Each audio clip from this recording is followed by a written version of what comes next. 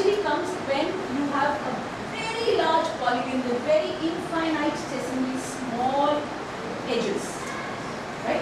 Because as you go on expanding, and then obviously you can easily now, you've got the number of faces, right? Okay, let's see, you all know Euler's formula? You all know what an Euler's formula is? Plus 7 teachers. Some people call it Euler's.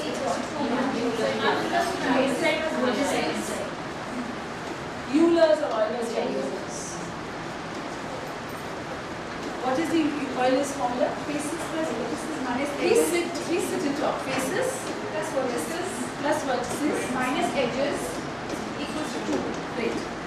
Okay, let's check. Let's start from there. Right? Now, just imagine that I have one triangle and then I had 3 edges, so I had 3 faces. Right?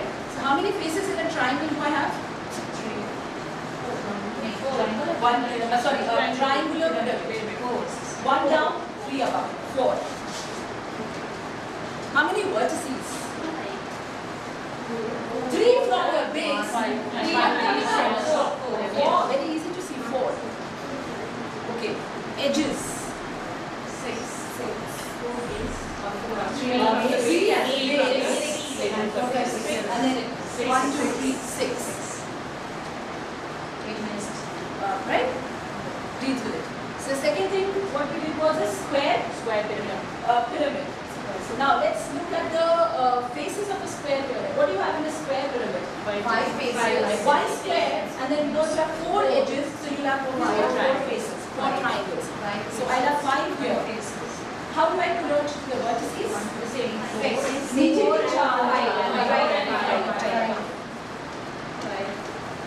8. How do you get that? 4 down. You don't remember, so that's what happened. 4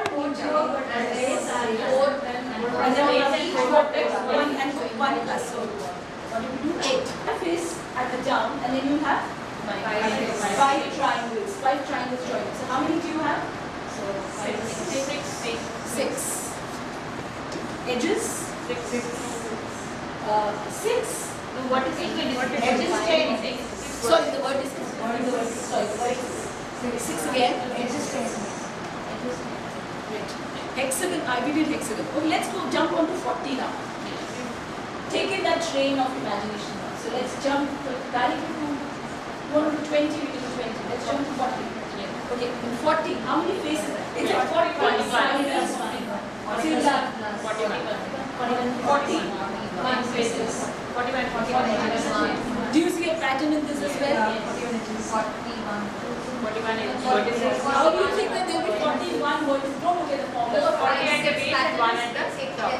So you have 40 at the base and all those 40 joining 1 at the top. You have 41. Now since you've developed the formula, even if you skip this, you can tell me what the edges are. Not necessarily that you have to actually do this. It could even be this, no? Yeah? Since you know this, you can even take out 2. You can even tell me the edges. You can even do that. Right? That is very simple to see.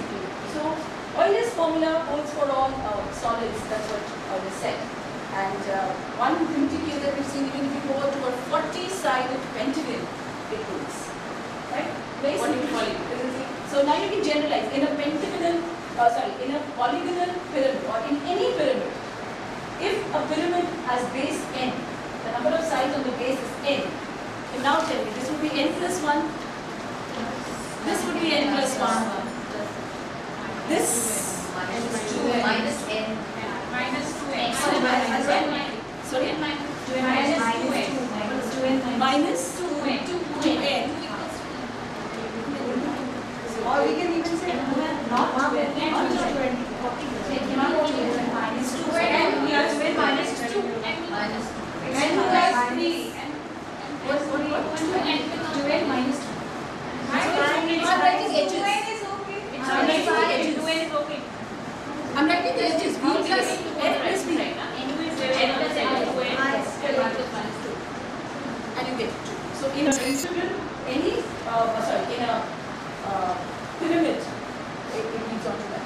Is this very difficult to do?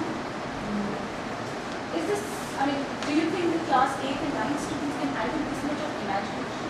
Yes. If it is taught like this, do you think is feasible? So this is what I meant when I said that activities ending at one point and not looking at the larger picture of generalization, which now I understand is what David Wheeler said when he said mathematization of the child's mind. We stop it. We curb that. We curb that inquisition. If you don't do it, you will only land up in rote learning of the formula without thinking that, oh, this holds for everything. It's a very limited understanding, because you've taught them only on those 4 or 5 figures that are there in the book. So the textbook is just a handbook for you. Teacher is a pedagogue. Teacher is the person who wants to make these longer, wider connections. If you can't do it in your regular classroom, I don't think I took much time, but I believe I haven't given this in the classroom. I've done only with my students. The best people do it and then write it back to me. I'll be happy to hear it. What are your students able to do? By the way, one of my students tried this in the very governments where there was no prior, not much prior understanding of mathematics. In that sense, it was not very good school. It was government boys, senior secondary, English. He tried it. He was happy that 80% of the students were smart. So maybe I'm just throwing ideas to you. And it's up to you. Okay. What we did next, we took out this, we did that, but then what would the second group do further? Because my group, these are all teachers, they had to see linkages even in class 11 and 12. So then we got into this idea that till now we are working only with our regular basis. Our base is only a regular polygon. We worked on equilateral triangle as my base, then we worked on a square, which is a regular quadrilateral, then a regular pentagon, then a regular hexagon. Then I asked them a question. What is the relationship between these triangles? Are these triangles equilateral? Isosceles. What are these triangles? This is very easy to see. This is very easy to see because you have all equilateral triangles. It's already isosceles. Depends. What is the height of the triangle? Would you have equilateral? I mean, what I'm trying to say is that if this length is A, my square is of length A, will this all be A? We can have it.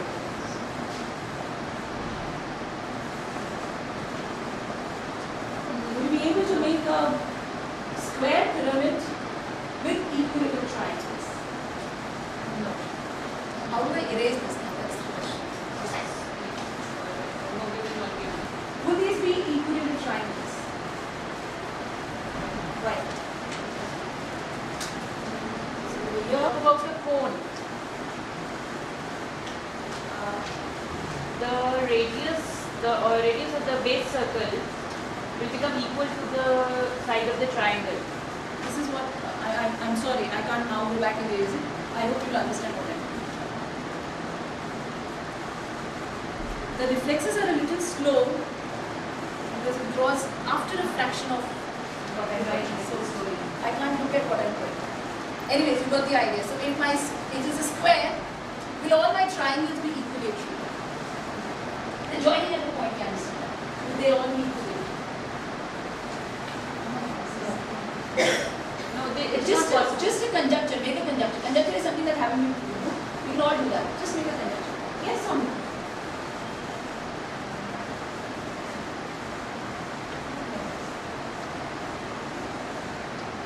Okay, I'm closing my eyes. Yes or no? No, it will not. Okay, why will it not? I know the actual answer that will be the true, but when we talk with children, I mean, we generalize it to a cone. Okay? So the base of the cone will have the same radius as that of the height of the triangle. I mean, the side of the triangle. And then there will be two overlapping circles. It will not form a cone. Okay, so you got the idea what she's saying. She said that we just saw that it can be generalized. Had this been a cone, so this is my circle, so this would be the triangle that would pop up and these are my radius. और उसके बाद जब हम इसको देखेंगे तो अगर ये R ही होगा, then it will collapse. Dimension होगा ही नहीं. वो actually ऊपर ही नहीं उठेगा. Circle. This, right? Which is the intersection of the diagonals, right? Would the diagonals be same? That means what you're trying to say, if this has been an equilateral triangle, that means this is also A, this is also A, and this is also A. It will not stand. They will not stand. In fact, it never will be because it's a hypotenuse. It won't be like that. This is never equal to A. It has to be similar. Little greater than A. Now you get the idea. Do you get the idea? Are you reading? Yeah. It has to be a little greater than A. Otherwise, it will just collapse. It won't pop up. That's one reason. I can even talk in terms of angles, but solid angles. I'm not diverting to solid angles. This is very simple to see that if it collapses, it will have all A. So definitely you can't have an equivalent triangle. You can do that practically making a pyramid of this type. You can do that also. When you make a net, you can look into that. Maybe you have to make a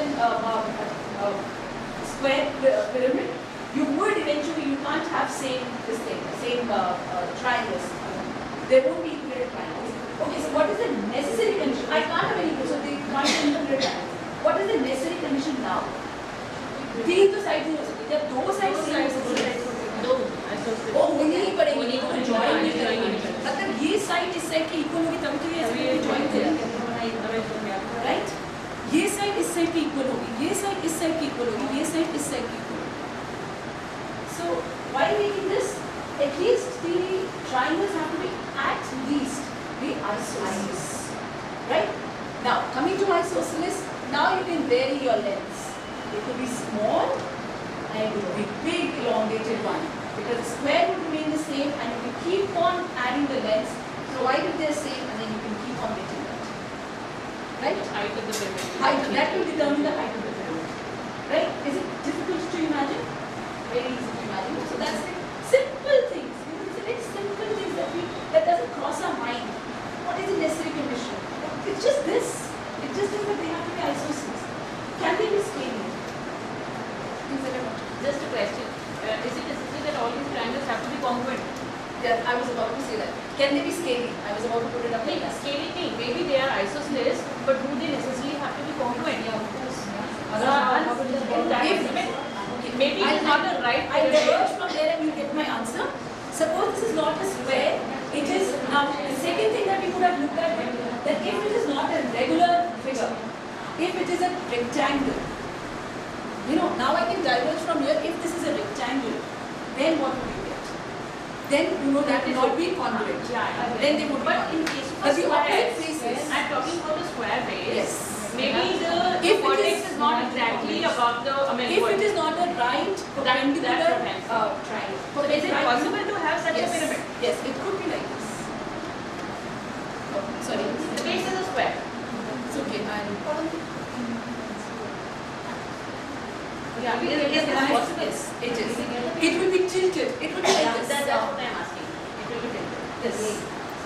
You see, this is a one. This is on a tetrahedron. Tetrahedron which is tilted, and then this is not an equilateral tetrahedron. No. This was my equilateral tetrahedron, where all my faces are equilateral. This is a tetrahedron. This is a tetrahedron. You see, there are 4 triangles, but it's tilted, so they are not congruent. So the same thing can happen in a square as well. You can have a square at the base and it will be tilted, which is not a right. So you know, this is another area where when children in class 11 ask you what is a right circular cone, right circular cylinder. These are very defined motions that we see. You know that a cylinder has to be like this. Well, a cylinder could also be like this. Just that it's not right perpendicular. It's not height, it's not perpendicular. So I quickly now, I have to wind up. I'll quickly show you what, okay, this was one area, then we started looking, so one of the things started looking at this. Going further on these, that what are the conditions on which a solid figure can be drawn. Let's say only through pyramid. We look at prism as well. This, yes. Like the minarets of the Taj Mahal. Minarets of the Taj Mahal. They're in a shape like where I've read somewhere that they call it cylinder. It looks like a cylinder, but actually it's not a cylinder because it converges at the top, but it doesn't end. So can you call it a cylinder? But it's not ending, and up on top of that there is a small dome. It's a frustum. Frustum. Frustum is something that goes like this and it is chopped off. It's like a lower cone part which of is the chopped cone off. which is chopped Part off. of, So you yeah. cannot And call it of course, no? You cannot call it cylinder. First of all. In a cylinder, Okay, the so radius I'll just quickly tell you this was one of the two. Then one of we started looking at this, and since these were my BF teachers, they could look into it. Then we started looking at, can you make the connection between the edges, and what if the base is not a square? What if this is not a, like she said, what if these are not congruent?